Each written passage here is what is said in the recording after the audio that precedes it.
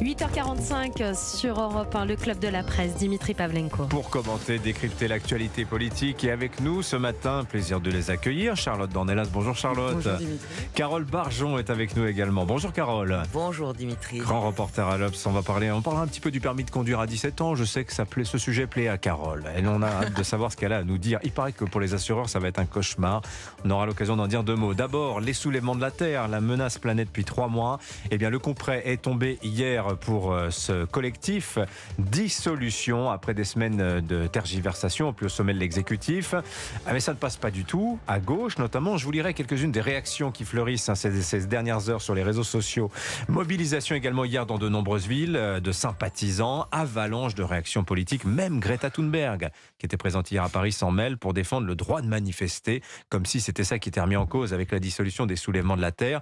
Et puis voilà la riposte juridique aussi avec le dépôt d'un recours devant le Conseil d'État de la part des soulèvements de la Terre. Carole Barjon, tempête gigantesque à gauche autour de la dissolution de ce collectif. Cela vous surprend-il ? Enfin, tempête à gauche. Manifestement, compte tenu de réactions de toute la gauche, ça contribue plutôt à ressouder un petit peu la gauche, cette annonce de dissolution. Parce qu'il n'y a pas franchement de leader de gauche, quel que soit le parti, France Insoumise et écologiste, ou même Parti Socialiste, qui, Mais voyez-vous, est-ce que vous voyez une manœuvre... qui approuve la décision de Gérald Darmanin. Mais Voilà. est-ce qu'il y avait une intention politique derrière la dissolution des soulèvements de la Terre d'affaiblir la gauche ? Je crois pas que le sujet soit d'affaiblir la gauche. Oui. Je pense qu'il y a une volonté symbolique de répondre à la violence, parce que la violence, évidemment, est parfaitement impopulaire. Maintenant, la question, c'est aussi de savoir si ce sera efficace, parce que dans cette affaire, il y a le fond. Sur le fond, c'est pas évident, parce qu'évidemment, ils vont se poser en victime, les soulèvements de la Terre.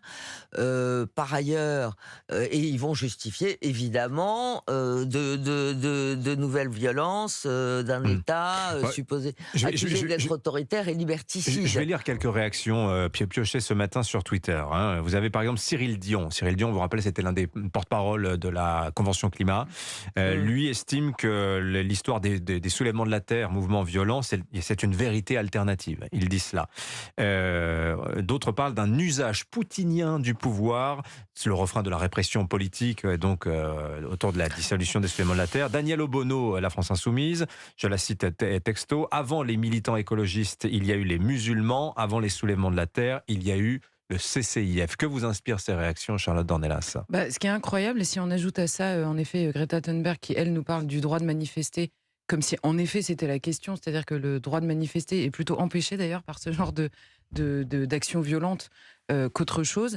Et tous les autres, et c'est vrai que ça a été très largement à gauche, jusque Anne Hidalgo, qui est quand même pas la plus radicale et violente de la gauche, tous se sont indignés sur le terrain idéologique, comme si les soulèvements de la Terre étaient dissous en raison de leur discours sur, en gros, leur défense de la planète et le fait qu'ils se soulèvent au nom de la Terre contre des violences. Comme si c'était un délit d'opinion. C'est quand même la première organisation écologiste dissous sous la présidence Macron, quand même, je le signale. Il y a eu 33 associations ou groupements de faits dissous depuis 2017 et les soulèvements de la Terre sont les premiers. D'autres l'ont été réellement pour des raisons idéologiques, listés comme tels parce que précisément ce qu'ils disaient était déjà considéré comme une violence. En l'occurrence, les soulèvements de la Terre, c'est pas une dissolution de groupements écologistes.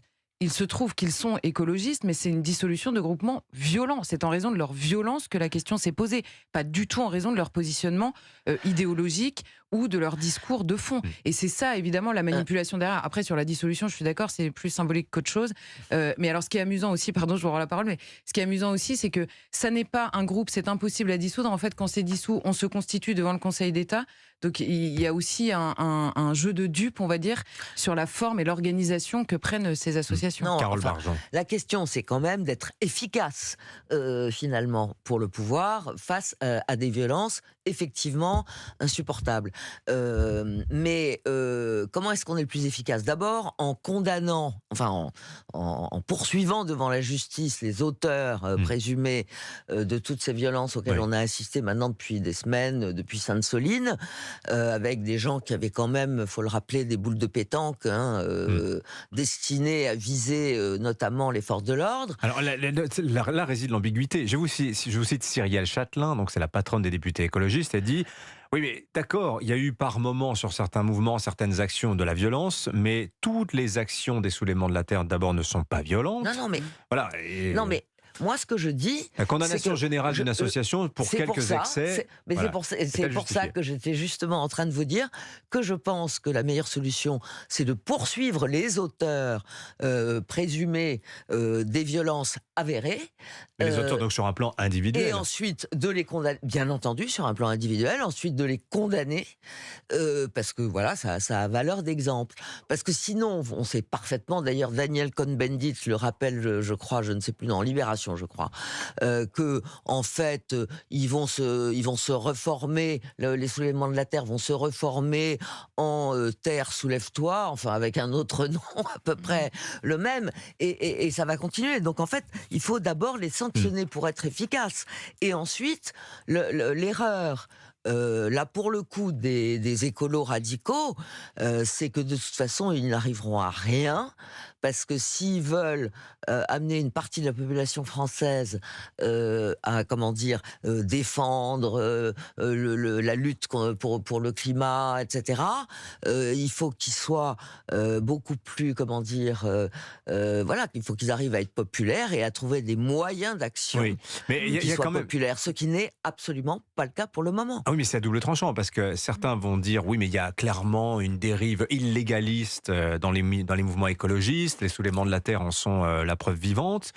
Et puis il y a ceux qui vont vous dire oui, mais regardez, c'est bien, il y a une répression extrêmement ciblée pour une cause qui fondamentalement est juste, et donc politiquement, il risque d'avoir un bénéfice politique à la répression. Oui, mais alors, cette histoire du récit selon laquelle la cause est juste, sur laquelle reposent d'ailleurs toutes ces réactions très indignées. En fait, n'importe qui défend une cause aujourd'hui en France est persuadé que sa cause est juste. Donc, qui décide de la justesse de telle ou telle cause par rapport à telle ou telle autre? Et dans toutes les dissolutions, la réponse est notre cause est juste, et c'est pour ça qu'on se bat. Donc, la question de la dissolution ne peut pas, et là, il y a un véritable danger, ne peut pas, normalement, se faire, en effet, sur la cause elle-même. Là, en l'occurrence, c'est pas le cas, mais là où je rejoins quasiment même la députée écologiste, pas pour les mêmes raisons, mais c'est que on serait, et Carole évidemment, on serait infiniment plus efficace en ciblant le problème de la violence. Là, la dissolution, ça s'adresse beaucoup plus aux Français choqués par les images de Sainte-Soline qu'au terrain de l'efficacité contre la violence des personnes individuellement. Donc évidemment que c'est ça la réponse. Et d'ailleurs, c'est pour ça, c'est quasiment pour ça que c'est absolument grotesque d'aller parler de dérives poutiniennes, etc. Parce que je peux vous assurer que les dérives poutiniennes à Sainte-Soline, il faut les chercher. Alors, une voix qui compte aussi également, celle de Sophie Binet, la nouvelle patronne de la CGT. Elle a été interrogée justement hier soir, toujours sur Mediapart, à propos de la dissolution des soulèvements de la terre. Vous voyez, écoutez ce qu'elle en disait. C'est très inquiétant, c'est très grave. C'est une nouvelle preuve de la radicalisation du pouvoir. C'est une nouvelle étape qui est franchie dans le piétinement des libertés en France. Un désaccord et des débats politiques ne se règlent pas par des interdictions administratives et liberticides qui sont scandaleuses. La patronne de la CGT, donc je moi, rappelle. en fait, je prendrai ces gens au sérieux quand ils arrêteront, entre deux indignations sur une dissolution des soulèvements de la terre, quand ils arrêteront de demander la censure de tous les gens qui ne sont pas d'accord avec eux. En fait. Donc je vais même pas commenter en fait la dérive soi-disant qu'elle est en train de pointer, alors que par ailleurs elle refuse de répondre à des journalistes et qu'elle explique toute la journée qu'il y a des gens qui ne devraient pas avoir le droit de parler, qu'elle balaye devant sa porte déjà pour commencer. Et puis... Le permis de conduire à 17 ans, Carole Bargeon. Alors c'est une bonne ou mauvaise idée? Du côté des... On a entendu hier les voix, les jeunes sont plutôt favorables, les auto-écoles un peu sceptiques, la Ligue de la violence contre la violence routière très inquiète, les assureurs disent attention, ça va être un casse-tête, ils sont pas majeurs, etc. Oui. Qu'en pensez-vous? Moi, je suis très partagée, je dois dire, parce que on sait très bien qu'effectivement, le permis de conduire, le passage du permis de conduire chez les jeunes est un problème récurrent depuis plusieurs années. Oui. Mais Et pour des questions de prix surtout. alors, pour des questions de prix, pour des questions de délai. Parce que voilà, il y a aussi ça. Il fallait quelquefois attendre extrêmement longtemps Plus de pour 6 mois, pouvoir passer effectivement, hein, ouais. le permis de conduire. Et certes, c'est une mesure qui ne peut que faire plaisir aux jeunes. Et à 17 ans, on sait qu'il existe déjà des jeunes qui conduisent en conduite accompagnée. Avec un adulte. Voilà. Donc ça ne peut que faire plaisir aux jeunes. Elisabeth Borne explique que c'est notamment pour faciliter aussi les jeunes qui ont un emploi quand ils habitent dans la ruralité, à la campagne, etc. Et que ça leur facilitera la tâche, ce qui est certainement vrai. Ah bah les jours de pluie, c'est mieux que la mobilette, hein, ça c'est sûr. Hein. Mais malgré tout, je crois que c'est la Ligue de la prévention routière qui alerte sur le fait que voilà, c'est quand même un âge aussi contre la violence routière. où on consomme un certain nombre de produits licites ou illicites. Pas tous. Pas tous. Et qu'il y a une grosse crainte pour voilà, de surmortalité de jeunes de moins de 25 ans. Vous avez raison que l'accidentologie, elle est concentrée sur les 18-24 ans. Bon, ce seront les 17-24. C'est la première cause de mortalité, apparemment, chez les jeunes, c'est les accidents de la route. Charlotte Donc ça Dornelas. pose ce problème-là. Et aussi un autre qui est celui du manque d'inspecteurs dans les auto-écoles. Ah oui, pour passer le permis. Et ça, peut-être le gouvernement, je trouve, aurait peut-être pu s'attaquer à ça. Oh bah, il y aura un plan national.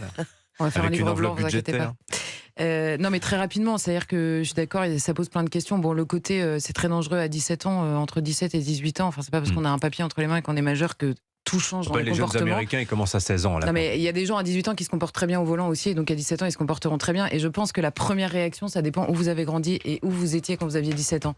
Quand vous habitez à la campagne, à 17 ans, vous êtes trop content d'avoir votre permis un an plus tôt, en fait. C'est sûr. C'est évidemment, à Paris, on réagit pas de la même manière sur le permis de conduire. Merci Charlotte Dornelas. Merci Carole Barjon. La une de l'Obs cette semaine, Carole. Les enfants sous médicaments, et il y en a malheureusement de plus en plus. Merci à toutes les deux. Je vous souhaite une bonne semaine. On se retrouve jeudi prochain. Excellente journée sur Europe 1. Dans un instant, vous retrouvez Culture